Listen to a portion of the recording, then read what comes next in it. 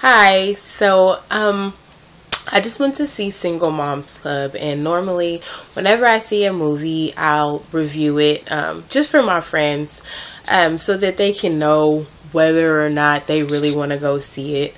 And I usually give a completely honest and thorough review. I don't just talk about the things in the movie that were good or the things in the movie that were bad. Like, I give the good and the bad, and I try and be as specific as possible so that people can know if they really want to go spend $10 to go see this movie or just wait until it comes out on Netflix. So I went to see Single Moms Club with a friend, and there were a lot of conversations going on my Facebook about it before I went to see it. So that's what really made me want to go see it, because the feedback that I was reading wasn't really positive, which was shocking because I love Tyler Perry, and I know a lot of my friends also like him.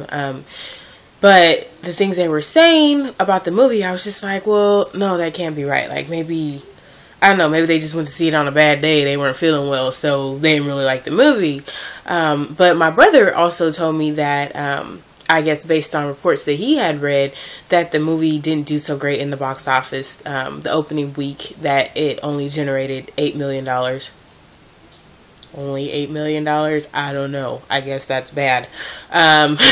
For Tyler Perry, I guess that's bad. So, anyway, I went to go see it with a friend. Now, I'm a single mom myself, so I figured there has to be something in this movie that I'll relate to. So for me, it was worth going to check it out. So my feedback for the movie, after watching it, I think maybe not even halfway, maybe like a quarter of the way through the movie, I just felt like there was something missing.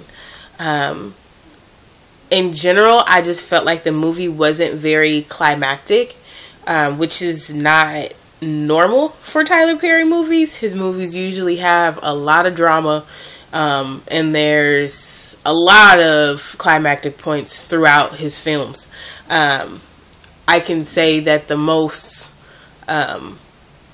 climactic part of this movie was probably when May, who was portrayed by Nia Long, couldn't find her son. He basically ran away from one of the other mother's homes while she was babysitting him, and she couldn't find him for like a day. But outside of that, there wasn't really a whole lot of drama. And I also felt like there were scenes that I watched on the trailer that weren't in the movie. I want to say maybe I just wasn't paying attention, but I don't believe they were there, and I was looking for them specifically because those were some of the scenes that made me want to watch the movie, and I didn't see them, so I don't really know what that was about.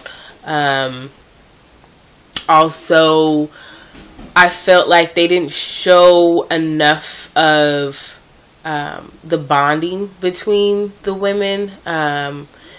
There were instances where they would sit together and it really just seemed like they were just arguing, or someone was telling someone else how they should or should not be. But there wasn't a whole lot of moments in the movie where I just felt like the women were really bonding with one another. They showed like a scene, a funny scene where they were out at the karaoke club, and then after that it was just kind of flashes, pictorial flashes of them together, but nothing really strong and solidifying of the progress in friendship that was taking place. So that was a little disappointing for me. I felt like none of the women really made solid, I don't know, how can I say this? Solid, progressive changes towards having a permanent partner in their lives. one of the characters, and I forget her name, it was the Hispanic character, she had a boyfriend, but it almost seemed like he was more of like a boy toy. They did show, almost at the very end of the movie, him and her basically saying that they loved each other. But I mean, he didn't have a very hands-on role in her life, and I guess it was because she was afraid to have him around because of her ex-husband. But none of the other characters really had that either, and so that was disappointing because, you know, you kind of want to see that, you know, these women are able to basically restore themselves to the character that they had before, you know, these events transpired between this partner of theirs that didn't work out when they had this child, and know that there's hope there, and that the dream that they had that didn't get fulfilled in the prior relationship can still happen in the present time. And so I didn't really see that from the movie. There was also just some I guess simple things in production that didn't really click. There were some scenes where dialogue just didn't really flow. It seemed kind of choppy, where things were mentioned that weren't really consistent with prior scenes. But despite all that, it was not the worst movie I've seen. It definitely didn't have the worst acting that I'd seen, but I did feel like some of the acting that was delivered was kind of lackluster. And I'm not used to that in Tyler Perry movies either, because his movies are usually just so dramatic.